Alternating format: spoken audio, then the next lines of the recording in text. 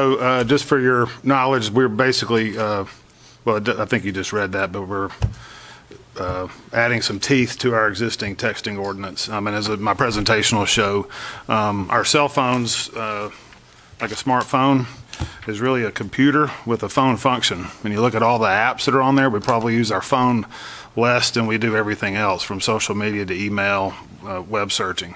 This is a big problem, and I'm going to share just some information. This is basically the presentation I would do to a youth group or Rotary clubs or whoever wants to listen.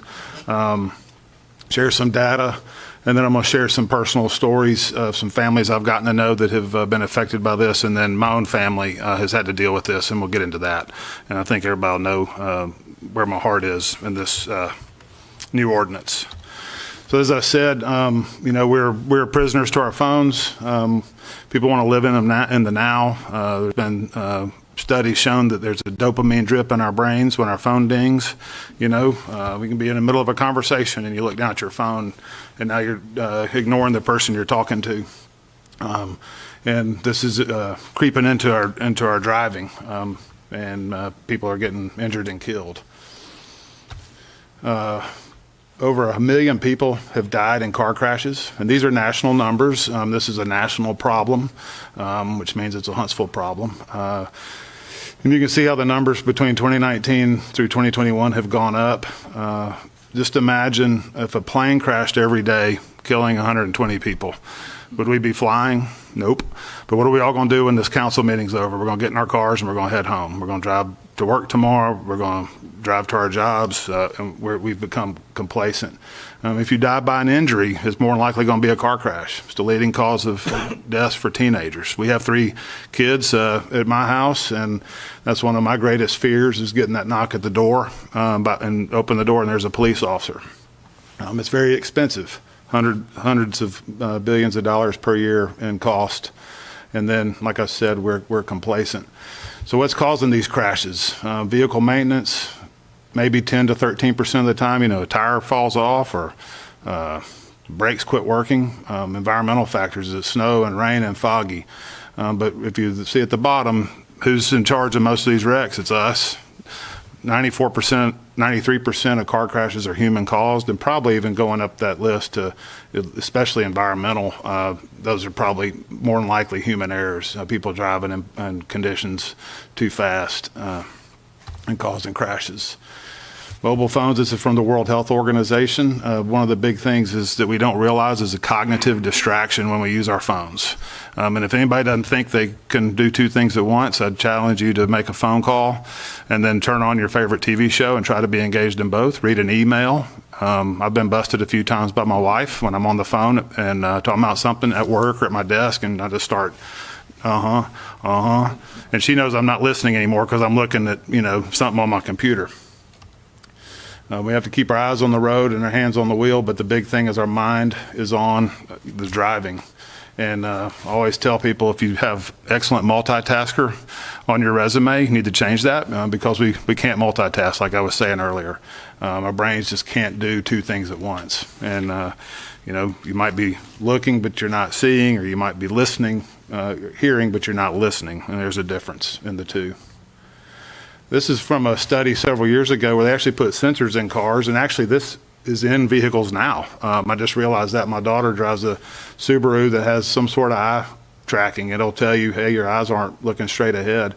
But you can see where the view narrows when people are on their phone, and that's the inattention blindness I'm talking about. And I used to use an example. You think about if you're flying on an airplane and everybody gets off, they're on their phones walking down the concourse or looking straight ahead. They're not paying attention to what's going on around them. Same thing's happening out on the street. These are estimates from the National Safety Council.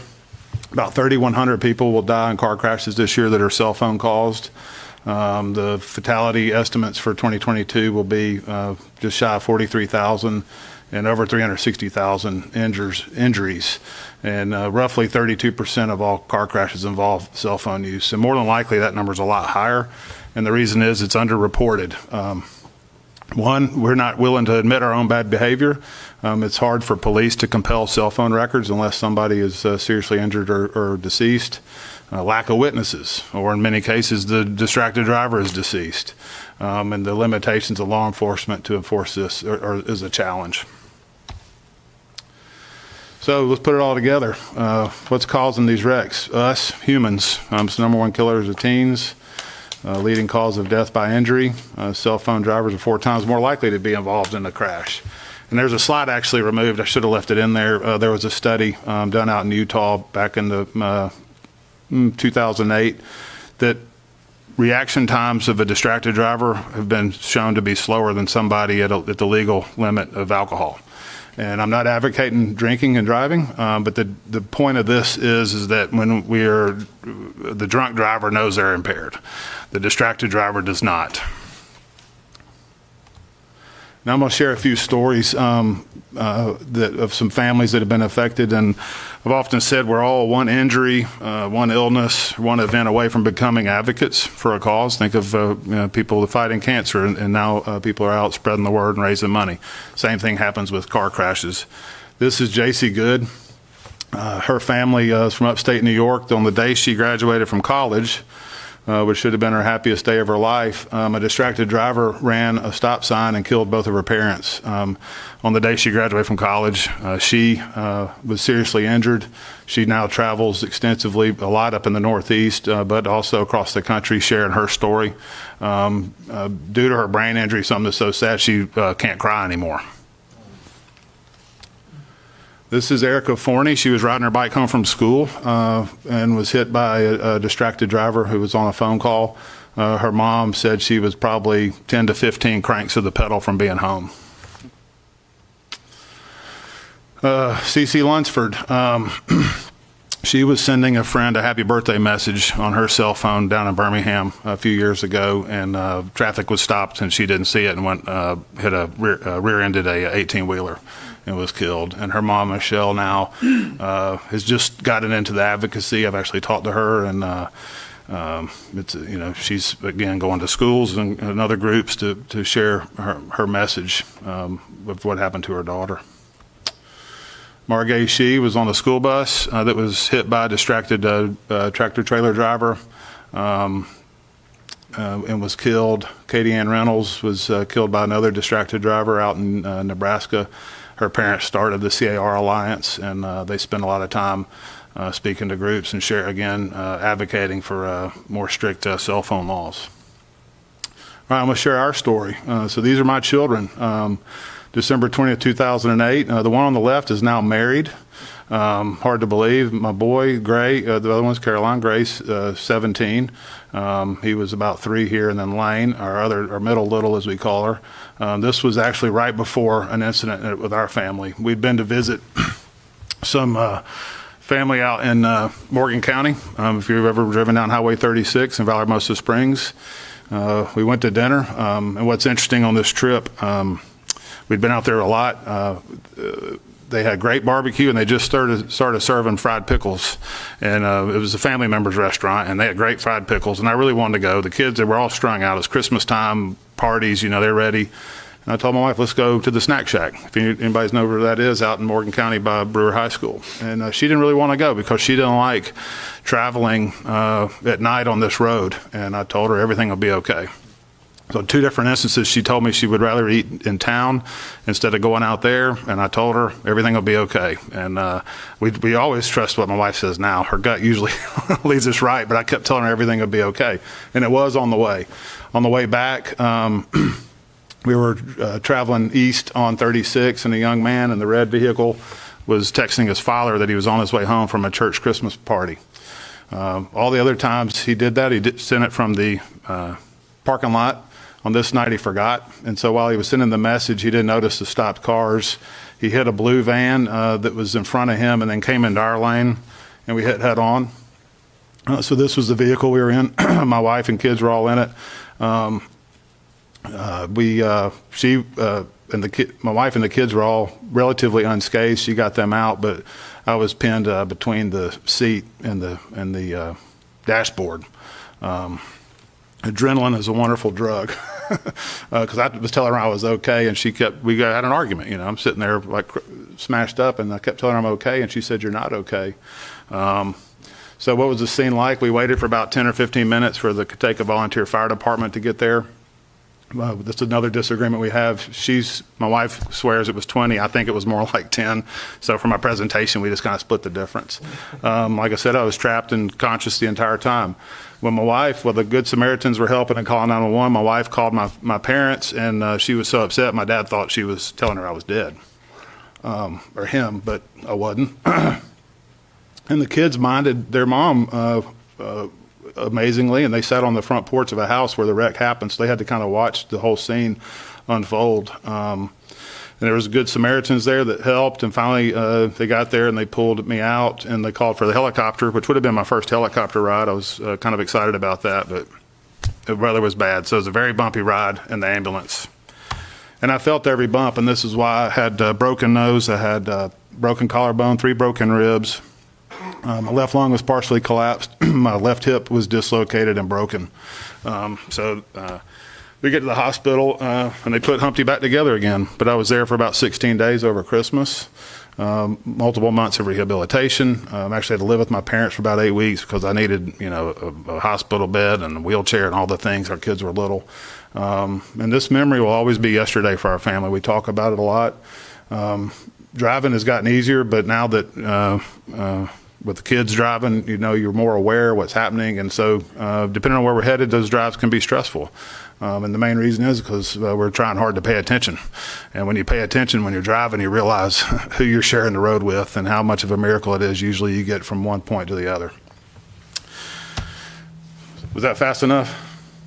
So this is a big issue in our country. It's a big issue in Huntsville, and I look forward to questions from my fellow council members about this new ordinance. Thank you. Thank you, Mr. Little. And with that, are there comments? Dr. Robinson. So can we talk through the actual ordinance? Yeah, I got a copy of it. Is there? That's what I was going to ask. Is there? For the public's. Yeah, sure. Who's talking? Yeah, is the chief I don't here? have a copy of it. Okay. He's not. Oh.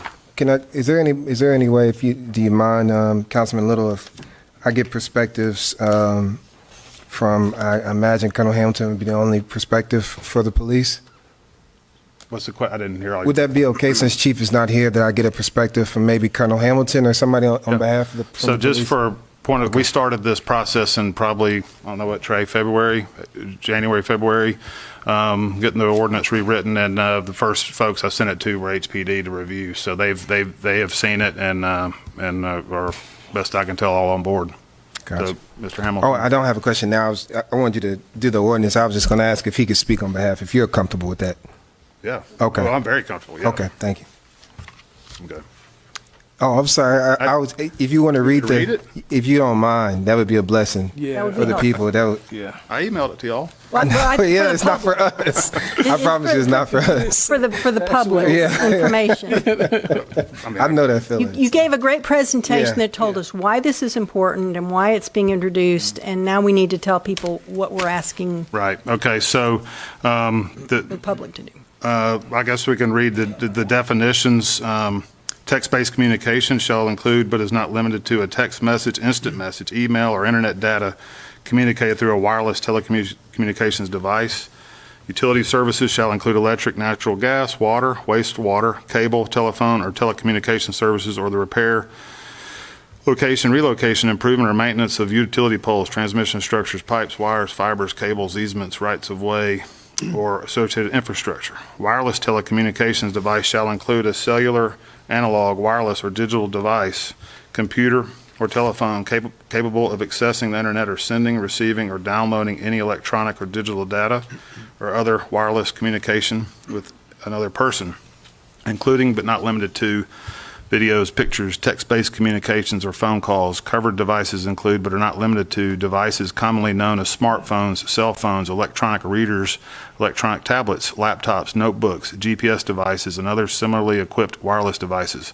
Covered devices shall not include voice radios, mobile radios, land mobile radios, commercial mobile radios, two-way radios, or their functional equivalent with the to transmit and receive voice transmission utilizing a push-to-talk or press-to-transmit function, subscription-based emergency communications devices, prescribed medical devices, amateur or ham radio devices, or in-vehicle security navigation or remote diagnostic systems.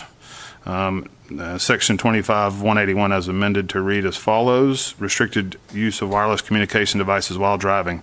No person shall operate or drive a vehicle upon any highway, public roadway, or street while doing any of the following: using a wireless telecommunication device to write, send, read, or otherwise engage in a text-based communication, watching, recording, or capturing a photograph or video, using a handheld wireless device to engage in a voice-based communication, and or physically holding or otherwise supporting with any part of his or her body a wireless telecommunications device.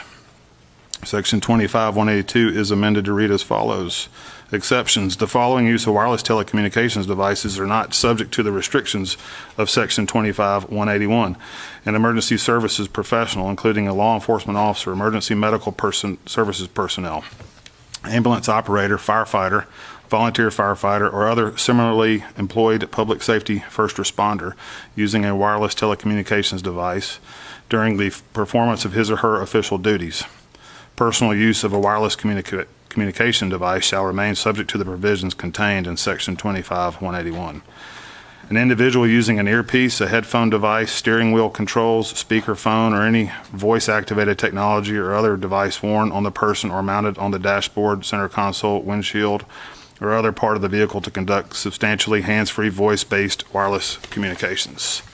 An individual using a wireless telecommunication device to obtain emergency services, including but not limited to an emergency call to a law enforcement agency, healthcare provider, fire department, or other emergency service agency or entity. An individual using a wireless telecommunications device while the motor vehicle is parked on the shoulder of the highway, roadway, or street, or the vehicle is stopped due to normal traffic being obstructed and the vehicle transmission is in neutral or park. An individual using a wireless telecommunication device is a global positioning or navigation, as a global positioning or navigation system to receive driving directions which has been pre-programmed with the desired coordinates. A person programming coordinates while operating a vehicle remains in violation of Section 25-181. An individual using a continuous recording device that operates within or outside the vehicle, including but not limited to a dash camera or backup camera. An individual using a wireless telecommunications device by an employee or contractor of a utility services provider within the scope of his or her employment while responding to a utility emergency or performing other critical utility services.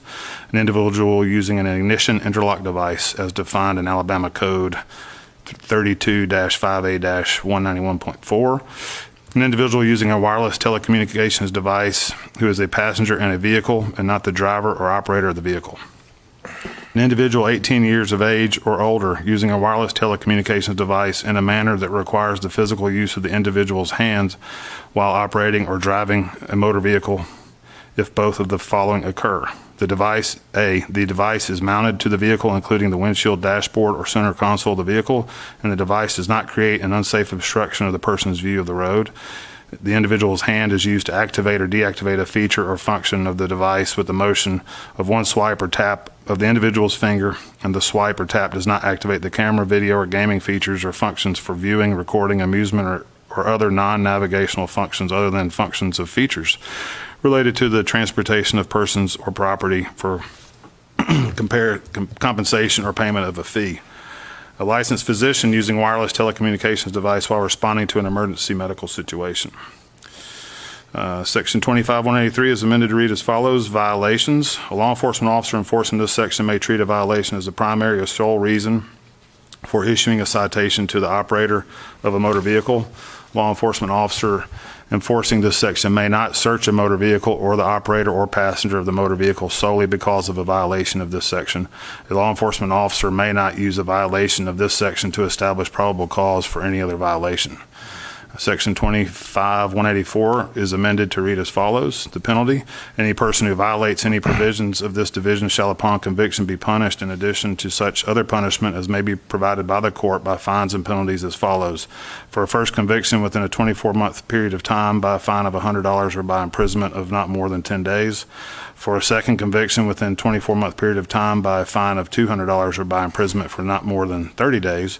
and for a third or subsequent conviction within a 24-month period of time by a fine of $300 or by imprisonment for not more than 3 months, or by both such fine and imprisonment.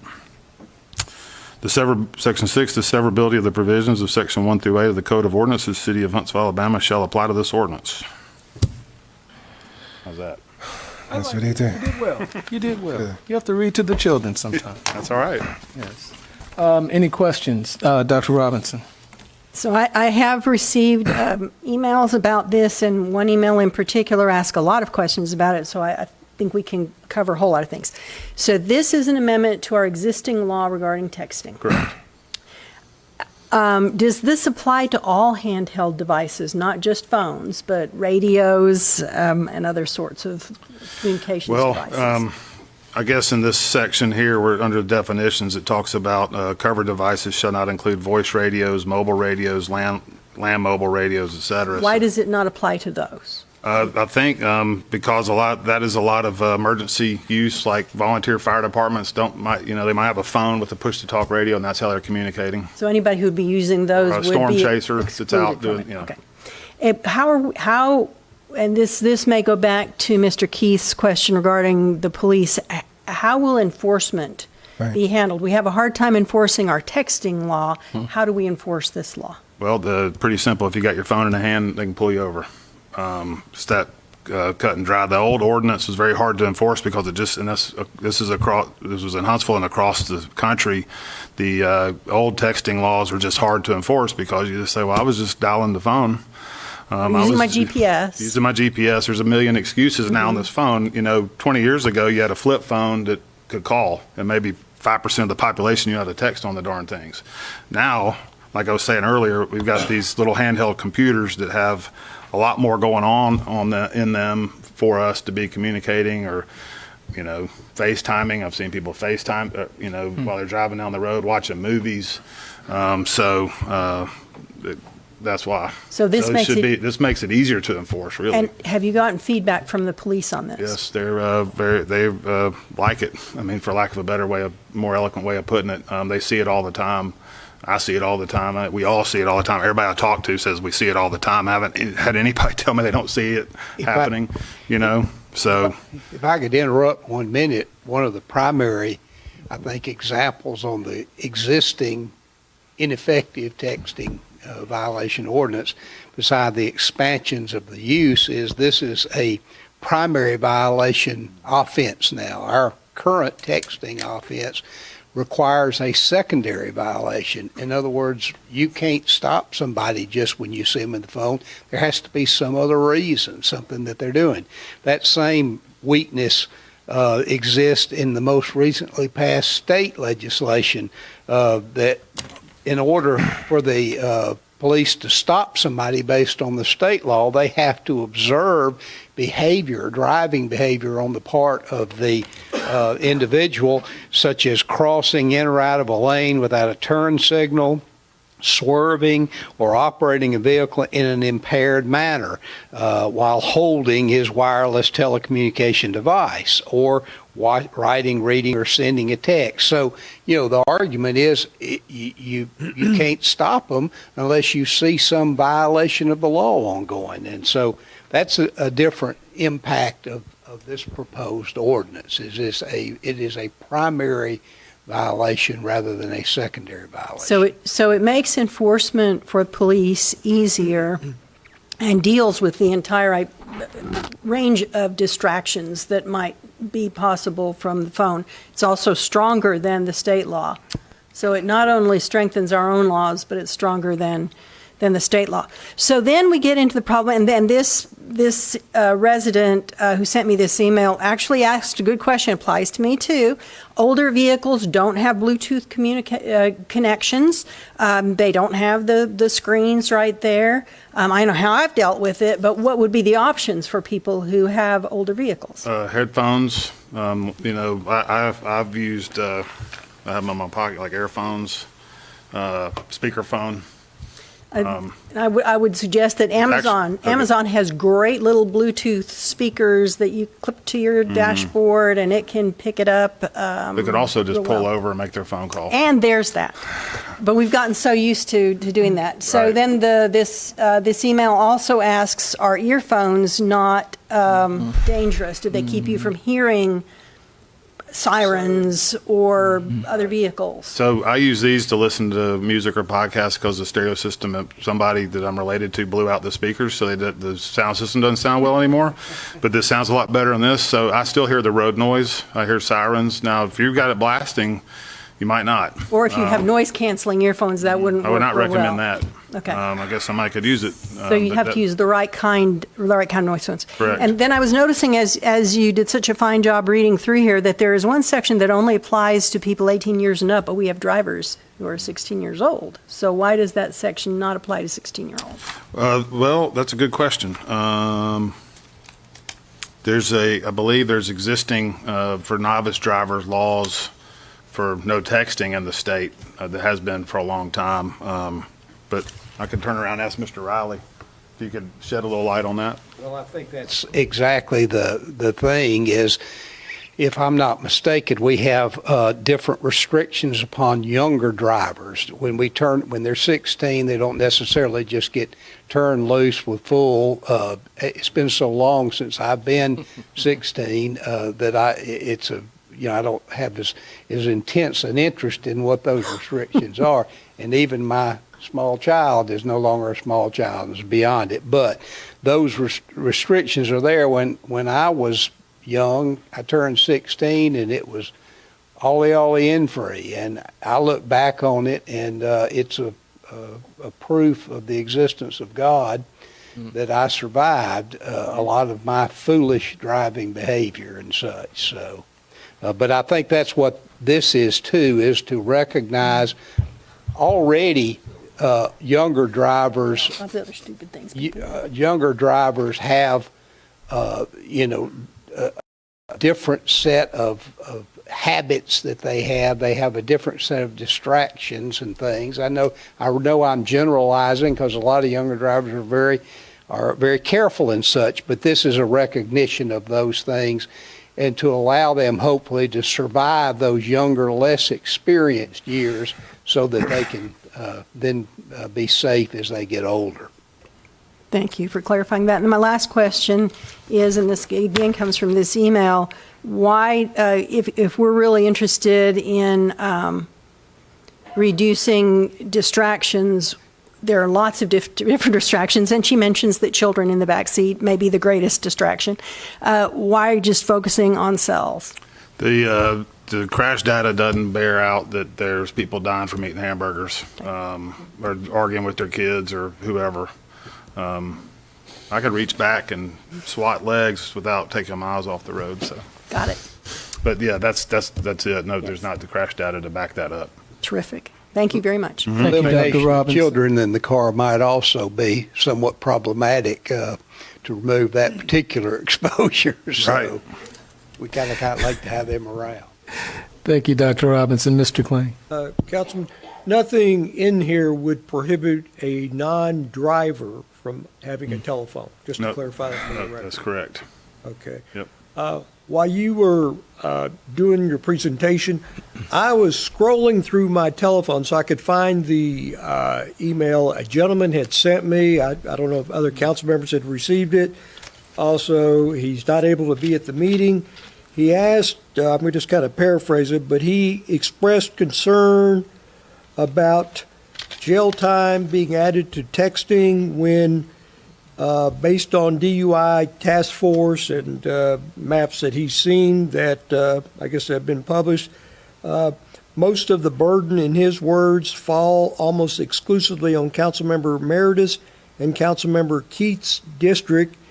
And he's expressing a concern that an inordinate amount of the scrutiny and convictions and jail time would come from residents of those two districts. Now, this might be more of a enforcement type issue, but I just am expressing the gentleman's concern since he was not able to be here, Right. just as a courtesy to Well, him.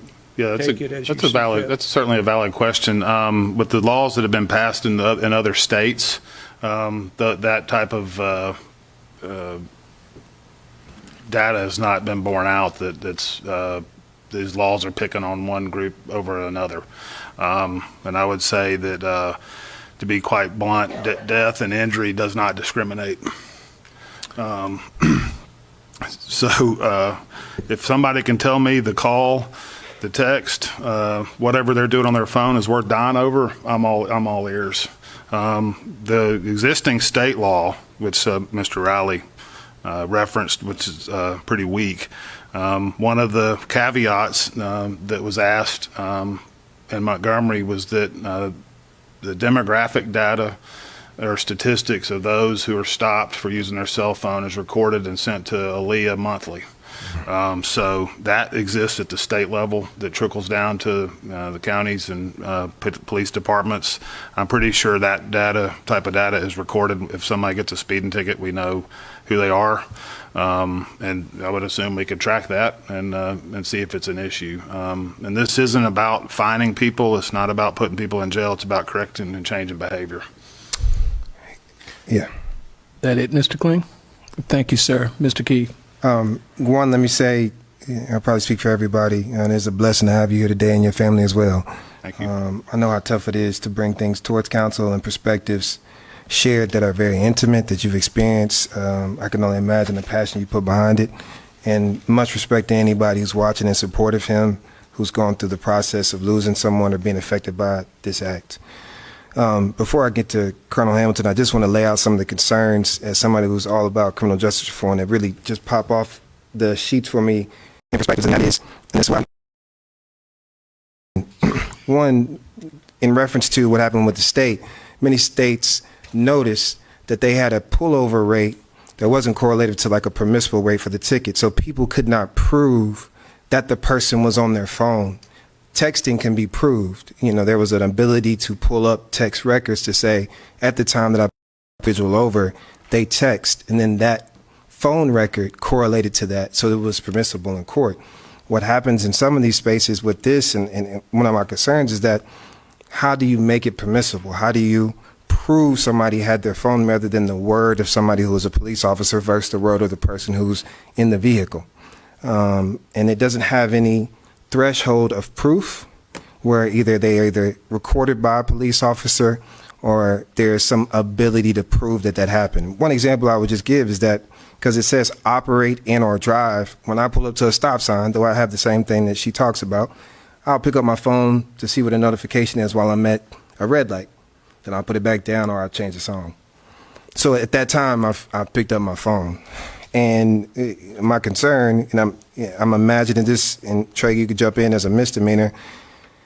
If an individual is told that they were seen picking up their phone or having their phone in their hand, and then they disagree with the officer, what is the byproduct of the decision at that time? Is the citation given on site? Do they have a chance to go to court? And then they have to pay court costs to argue over $100. The list goes on. So that question I would like an understanding to. And I'll come back because I want to ask Colonel Hamilton. Right now, currently in our ordinances, in considerations of police officers making, and I'll just say maybe a seatbelt might be a comparative, in the training of your knowledge, that's why I was hoping that the chief was here, to your knowledge, what is the process by which an individual is issued a seatbelt citation or something correlated to this that they have to prove?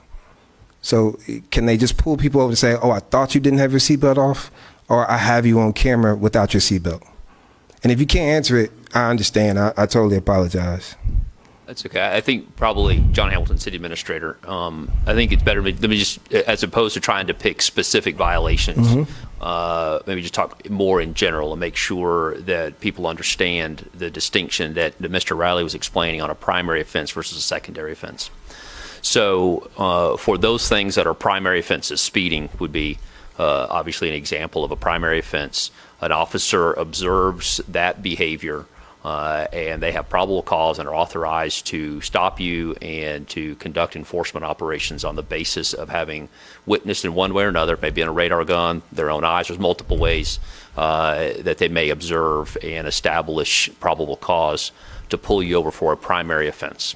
And that could be the only violation, and that's the only violation they would need in order to be authorized to pull you over and conduct enforcement operations. As compared to a secondary offense where they may see it, they may know 100% that you committed that secondary offense, but if there's not some primary offense that also went along with it, they do not have the authority to pull you over and conduct enforcement operations solely for a secondary offense. Right? And that's why oftentimes people get multiple tickets from a single stop. So they're speeding, they get pulled over, and in the conduct of that enforcement operation, the police then or identify other violations. And so you may get 4 or 5 violations in one stop because they had authorization to pull you over, but then identified those secondary offenses. So let me give you an example. Yesterday, this is a true story. Yesterday, I'm driving up Governor's Drive and look over to the car immediately adjacent to me, and the young lady was driving staring directly at her phone. Now, I did not observe any other behaviors, and I quickly changed my speed to not be next to her because of seeing her on her phone. But I did not personally witness anything else that she was doing that you would consider to be a violation. So had I been a police officer, I would not have been allowed solely on the basis of seeing her on her phone to pull her over. When that becomes a primary offense, then had I been a police officer, I observed that behavior that's illegal and a primary offense, I could have pulled her over solely for that behavior. All right, so that's the distinction. So people understand kind of the difference between primary and secondary offense. That's the difference. So I don't have data in front of me on specifically, how often we're citing for primary versus the secondary offenses. I know there's quite often multiple secondary offenses that get added to citations when they're pulled over and go through enforcement on a primary offense. So that happens quite a bit. But specific statistics that HPD encounters on our streets, I don't have that available to me. Well, I mean, and respectfully, Colonel, I don't disagree with your story. Nobody on the dais disagrees that this happens. My argument is you are still, in a sense, and again, if the chief has the answer, what is the particular process that somebody would make the statement on a primary offense as a data point to consider? I saw this person, and the person turns and says, I wasn't.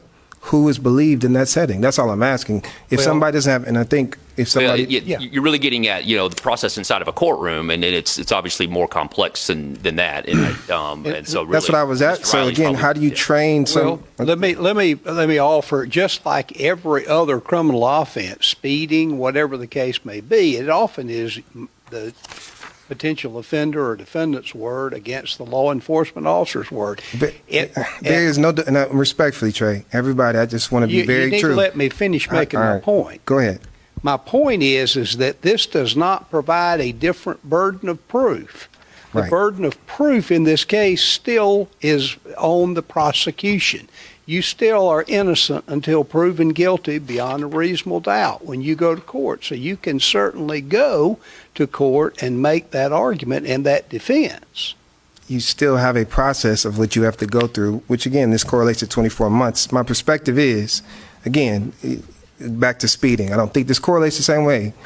You still have devices and processes that are trained to teach our police officers to use radars, be in positions by which they can predict the speed limit, correlative to special places such as school zones and all the above. There are parameters in that.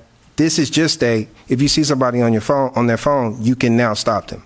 So all I'm asking is, again, we're making the assumption that every police officer is going to do this process ever so right. I'm not against having a standard that precludes it in a sense. If you see this and you have this on your dash camera as something you see, and you can then produce a video that shows what you saw was true, I can support something like this. But right now you're saying, we just trust that every police officer is going to stop people that they see on their phone. That is what this ordinance is making an assumption of. Again, I just say there should be a burden of proof if you're going to make it a primary offense.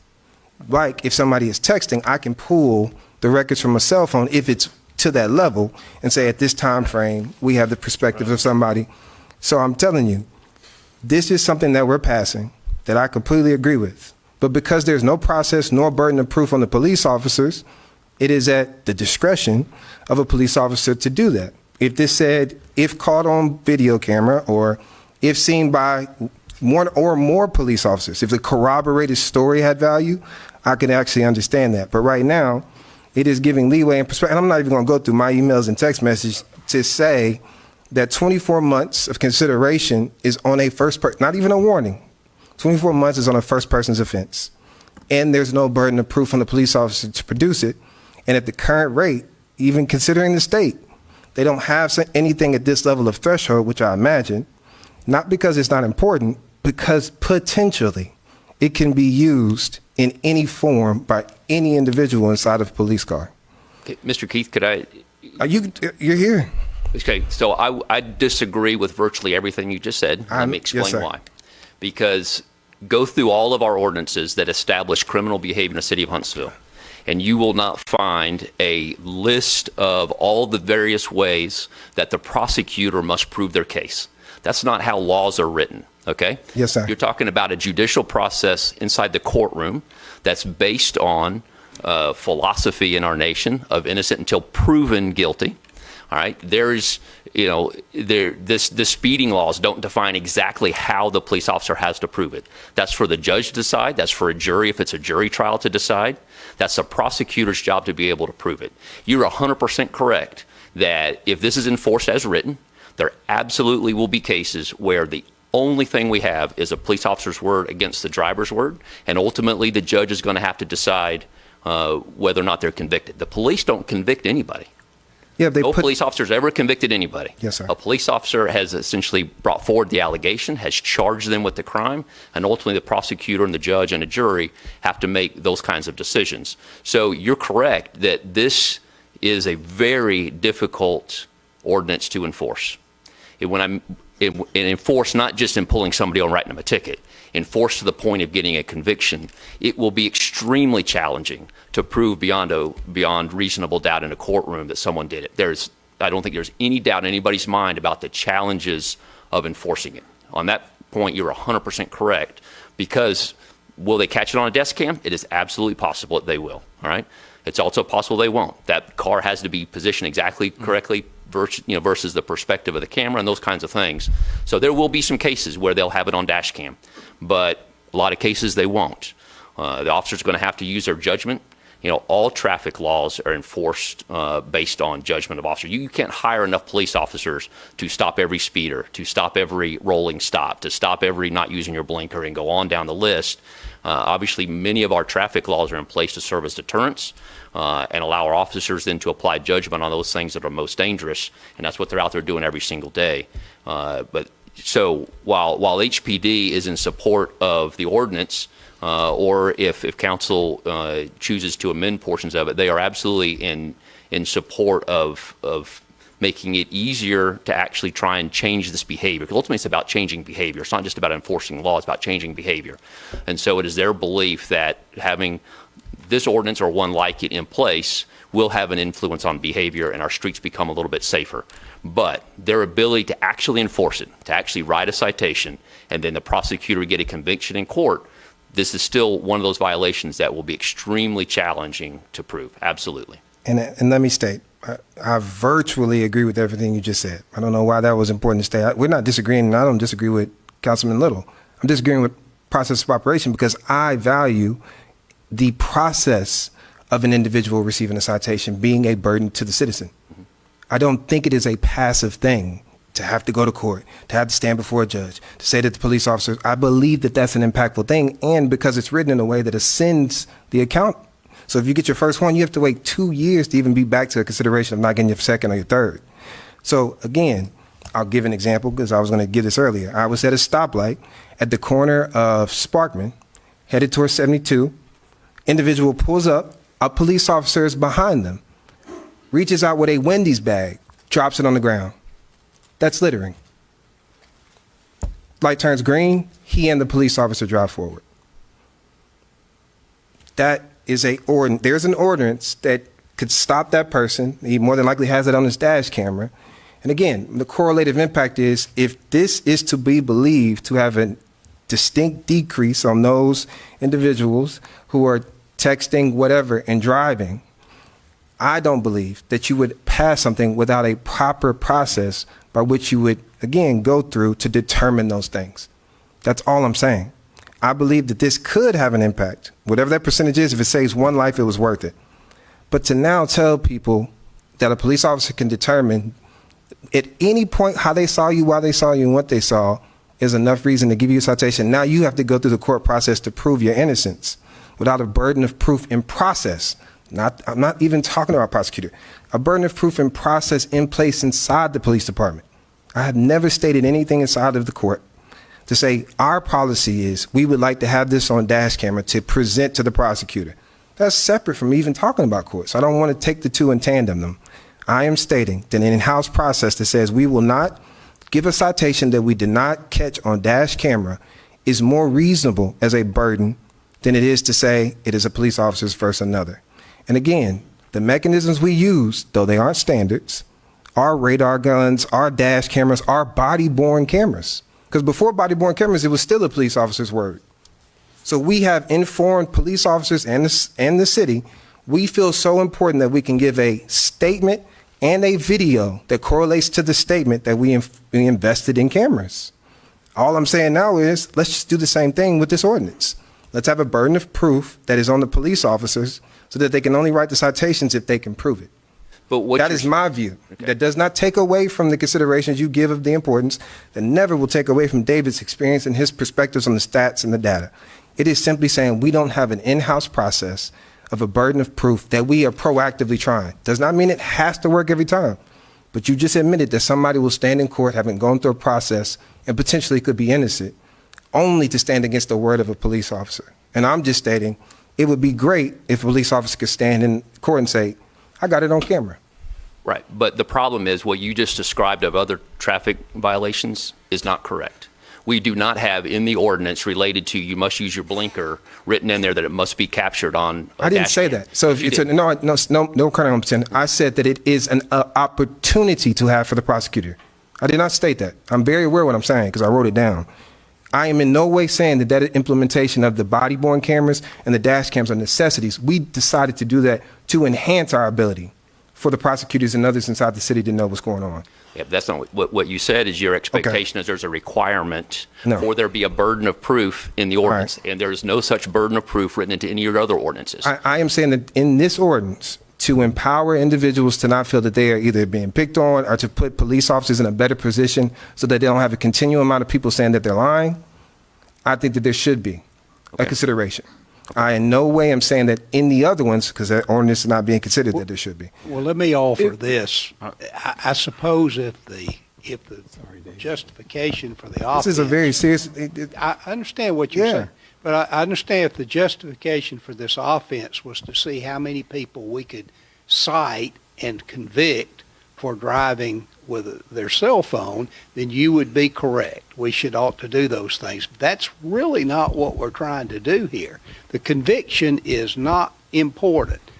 The idea is stopping a behavior. Okay.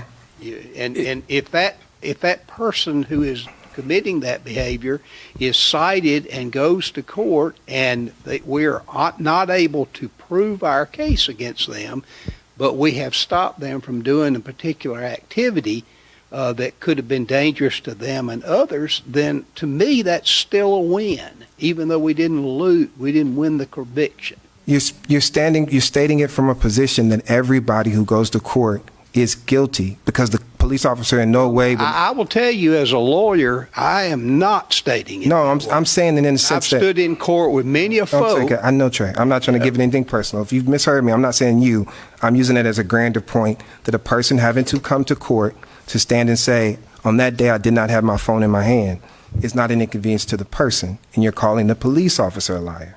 So I'm saying that to empower the word of the police officer, there should be something in as a provision inside our police department that empowers the word of the police officer. That's all I'm saying. I'm not making personal statements to you, not making a personal statement to Councilman Hamilton, nor Mr. Little. Councilman Little has a great process and perspective of why this is important. I am just telling you, I do not believe, because we have seen with other things, an individual having the inconvenience in a 2-year process by which to be considered has to stand in front of go through the inconvenience of the process to stand in front of a judge, and then potentially, again, still be told that they are lying, even if they weren't. So I want to empower police officers to not be called liars, and I want to empower citizens to feel comfortable as they have a chance to stand in front of a judge. That's all I'm saying. Now, respectfully, no matter if it's DUIs, reckless driving, or speeding, individuals who are doing those things, whatever process we go through, we should stop them. I'm not disagreeing with that. And we use multiple forms. A DUI, a breathalyzer tells you if somebody is over the limit. This, again, is an opportunity to diminish the amount of impacts we have with cars. Right now, there's no set process to validate what is being inferred by the citation. If I could, If I- Mr. President, if I could, since we're talking about cameras, I want to make sure that one point is clear. So if it's the will of council to, make an amendment that requires the behavior to be captured on the camera, as an example, we've kind of talked about that as a possibility here. That's not how the technology works in terms of the officer's ability to know whether or not his camera captured it. That won't happen until they go back and download the video and the prosecutor goes through the discovery process. And so from a process standpoint, an officer sees a violation, he turns on his code equipment, his camera is activated. In fact, they do back up a period of time, so there's a decent chance that if the car was in the appropriate field of view, that the camera did catch it. The officer has no idea if it actually caught it until hours later. Now, let's say that the camera did not catch it, and the prosecutor sits down and looks at her case and realizes that all she has is the word of the officer versus the word of the driver.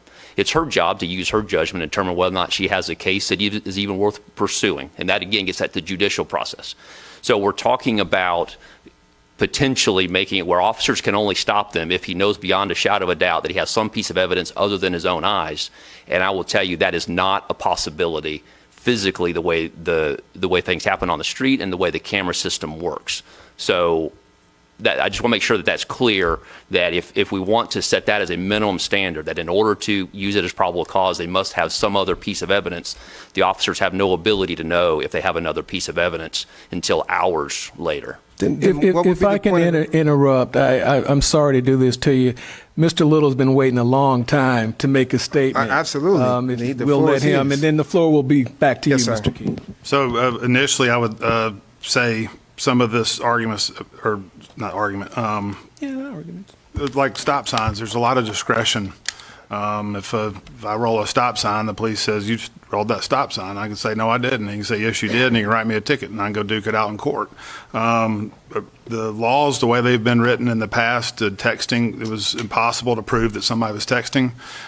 Compelling cell phone records is next to impossible. Like I said earlier, you got to have a death or a serious injury, or the person has to fess up that they're doing it. These laws have been there in 28 states now, and they've been shown to reduce distractions, cell phone use anywhere from 10 to 13%, and that's correlating to reduction in car crashes. And this, like we said earlier, this is about stopping behavior. It's not about hitting people in the pocketbook if that's what it takes, and so be it. I'm not going to lose any sleep over it. That's how I feel. I'm sure there will be an education period. This is something new that the community needs to know, and our friends in the media to get the word out that, hey, there's a new law in town and you need to not have your phone in your hand, and there'll probably be some training for the police department, I would assume, that they're not just going to start doing this willy-nilly. So,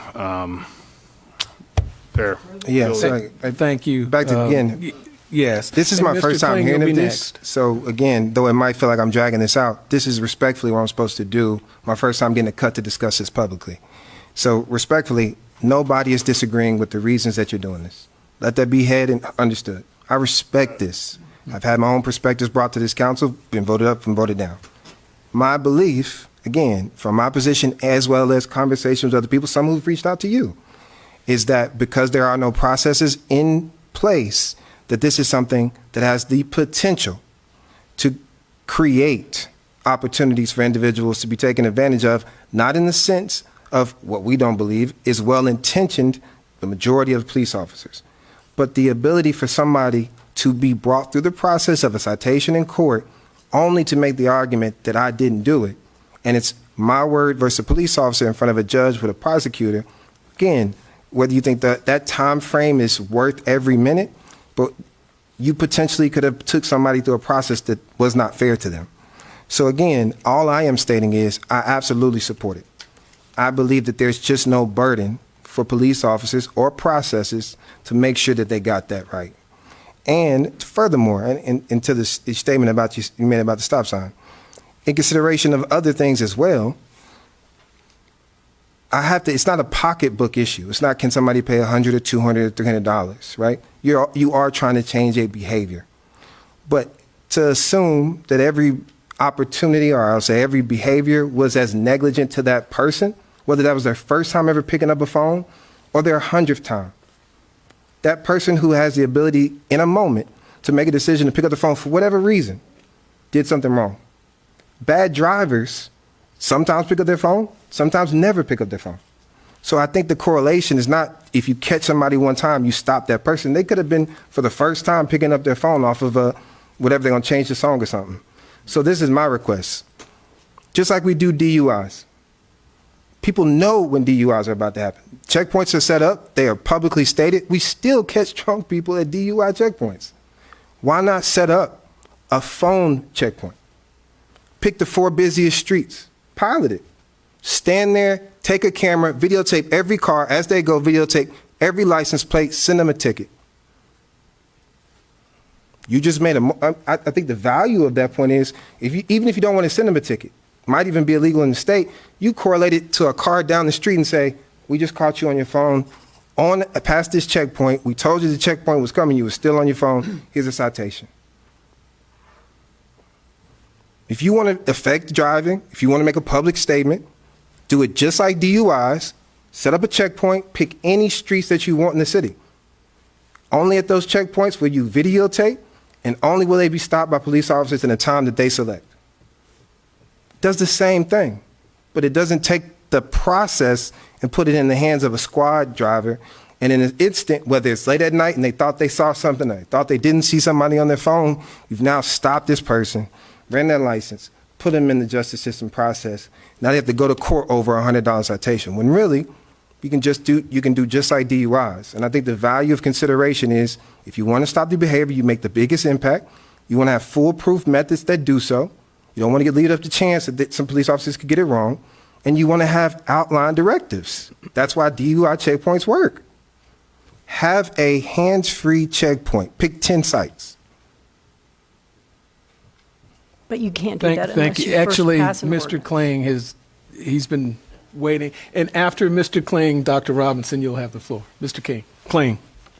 Well, Mr. President, I think we've been around the block on this pretty well for about an hour. I was going to call the question. Okay. May I please make a motion to postpone? I think we have a lot of questions here. We need to hear from the police chief more about enforcement. We've got questions about, can you use it at a red light? Can you use it when you're stopped in traffic? I would suggest we postpone until the September 28th council meeting. And Okay, I actually should have immediately allowed Mr. Kling, since he asked to call the question. Do you want, Well, this hadn't been Mr. Kling's night, so I'll pull my motion. fair enough. So the motion is to postpone. Mr. Kling will second that.